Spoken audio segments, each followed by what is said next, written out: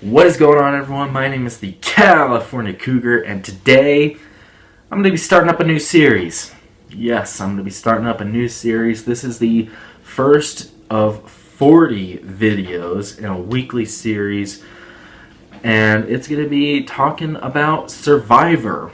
And I'm going to be reviewing every season of Survivor. So yes, this is the start of the Survivor review series. Today, I'm going to be reviewing the first season of Survivor, Survivor Borneo. Before I get into that, I'm going to talk about the series a little bit and basically what I plan on doing with this series. So, today's Wednesday, and every Wednesday, I'm going to be reviewing a season of Survivor. Just one season. And it's going to happen every Wednesday until I catch up on season reviews and basically until I get to season 40. And even after that, I might continue on doing The Amazing Race. So it might turn into the Amazing Race review series after that. But for now, I'm going to stick with Survivor. And I'm going to be reviewing every season of Survivor every Wednesday.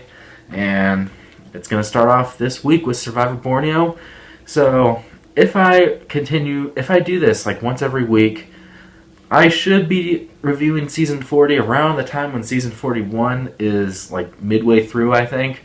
But of course, I will be taking breaks at points. I'm not going to be reviewing every single Wednesday, but as many Wednesdays as I possibly can is basically like if I need to take a break or if I'm going somewhere and I can't review it, then I probably won't review one that week. But yes, starting this week, for the most part, every Wednesday you're going to be seeing a Survivor season review, and today starting off with Survivor Borneo. Alright, so let's get into Survivor Borneo. First of all, the B does not stand for Borneo. It's actually a Boston hat, and yeah, it's for my favorite Survivor player of all time, Boston Rob. So yeah, I'm basically wearing that for him. It's going to be my Survivor season review hat, so yeah, it only makes sense. But starting off, let's talk about Survivor Borneo. So this is the first ever season of Survivor. A lot of people also think it's one of the best seasons of Survivor. We'll get into that in a little bit. But yes, this season set the stage quite a bit, actually, for how Survivor was played. Now, of course, Survivor has evolved over time, and it has kept growing, and now we're at Winners at War, where the gameplay is just moving at 100 miles an hour. There's different strategies being used, advantages, idols, all that good stuff. But yeah, none of this would have happened without Survivor Borneo. So, first of all, I'm going to talk about what I liked about Survivor Borneo and what I disliked about it, because there are things that I like and that I dislike about it.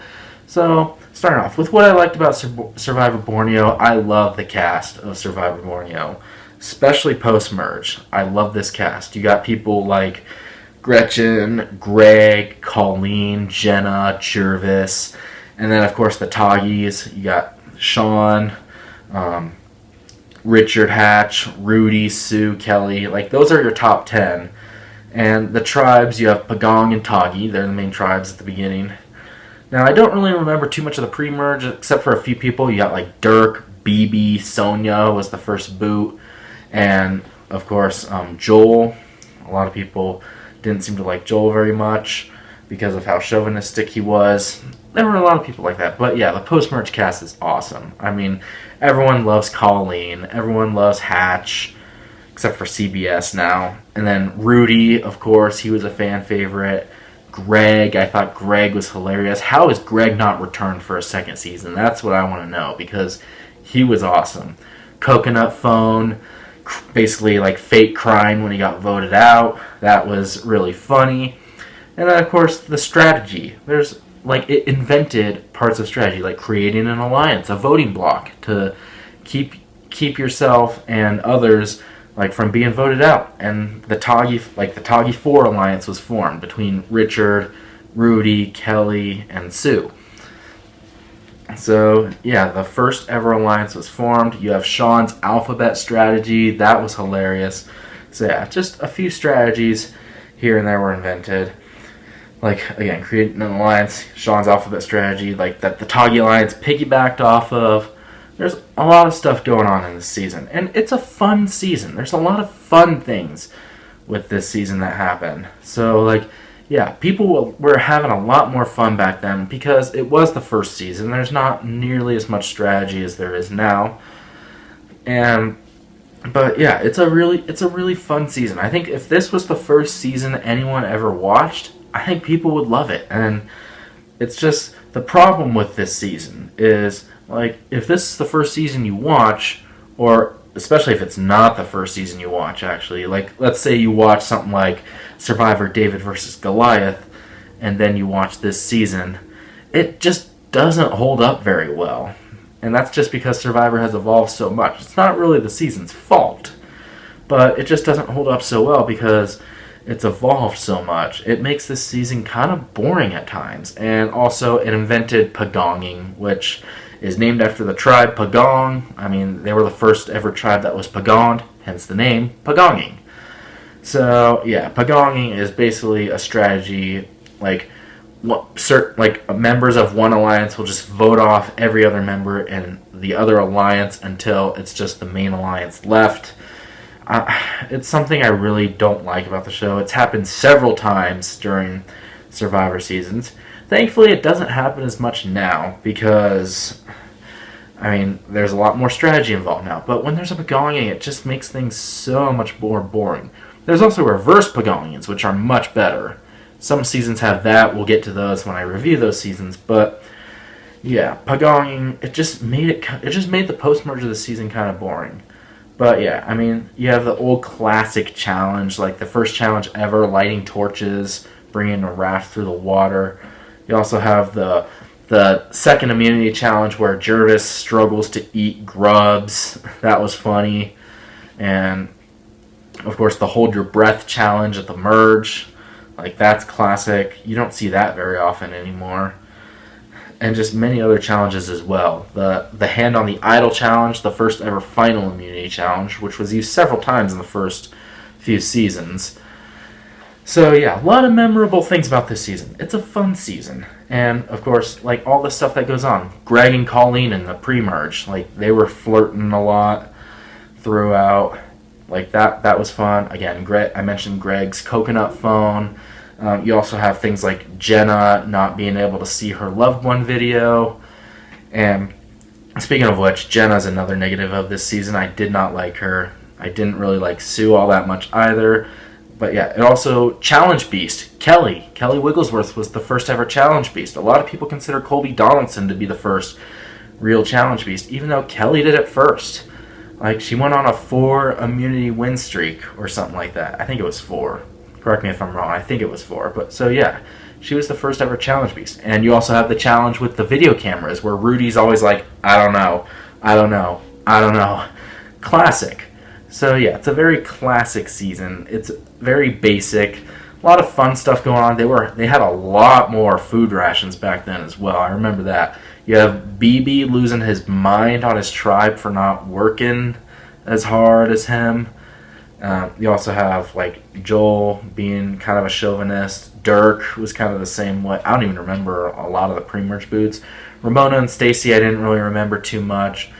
Gretchen was a fun merge boot. You have that tribal council where, like, all the Pagan members are voting for a different person. And that's where Sean started using his alphabet strategy. So he voted Colleen because she was the first in alphabetical order. And then the whole Tagi alliance just takes out Gretchen, and then from there it's that. So yeah, overall, Survivor Borneo, it's a fun season. It's a rewatchable season, but if you do watch it, if it's not the first season you watch, or if you watch it first and then watch later seasons, it just doesn't hold up too well. So I do like the season. I don't love it. It'll probably be mid-tier in my Survivor rankings. But it's a fun season. I will say that. It's a very fun season. You have Richard Hatch constantly getting naked and fishing for eels and stingrays and stuff like that. So yeah, it's a rewatchable season. It set the mark for many things, and it basically set the mark for how Survivor is played. It was the first ever season of Survivor. So yeah, I will give credit where credit is due. It's a fun season. I can rewatch it many times, but it's not one of the best seasons like a lot of people say it is. Like, I mean, that's kind of like saying Iron Man's the best MCU film because it was the first one. Even though, like, you have movies like Avengers Endgame, Guardians of the Galaxy, Avengers Infinity War, the first Avengers, and Black Panther, and many other great MCU films that I think are a little bit better than Iron Man. Or, like, Dr. No is the first James Bond film. Like, is that really the best Bond film, though? No, it's not. Skyfall, Casino Royale, GoldenEye, Goldfinger, Thunderball. There's so many better ones out there. So, yeah. So, because it's the original season, like, I have to give credit where credit is due, but it's not the best season in my eyes, like a lot of people seem to think it is, because nothing can top the original, according to them. But, yes, overall, that's my review of Survivor Borneo. It's a fun season. I'm going to score it now. So, basically how my scoring system works for seasons of Survivor, it's a little bit different than what I do for movies. For movies, I did, like, percentages, so anywhere from 1 to 100. So for this, I'm going to do a 1 to 10 rating scale. It used to be 1 to 5, but I decided to do 1 to 10 now because there are so many seasons of Survivor, it's a lot harder to rank them if I just do 1 to 5. So I moved it to 1 to 10. With that being said, I'm going to give Survivor Borneo a 7 out of 10. Oh yeah, and one more thing I totally forgot to talk about, and I can't believe I forgot to talk about this. It's another negative to the season, and that is, it also included the first ever bitter juror. And this might be controversial, I did not like Sue's snake and rat jury speech. I really didn't. I think it's the most overrated jury speech in Survivor history. Yes, it's iconic, I get it. But it also showed how bitter Sue was towards Kelly. Not that Kelly deserved to win over Richard. I do think Richard deserved it. And yeah, Richard is a good winner, I do think. But, I mean, yeah, it's iconic, but it also set the mark for bitter jurors, which we'll get to those, especially when we get to some later seasons.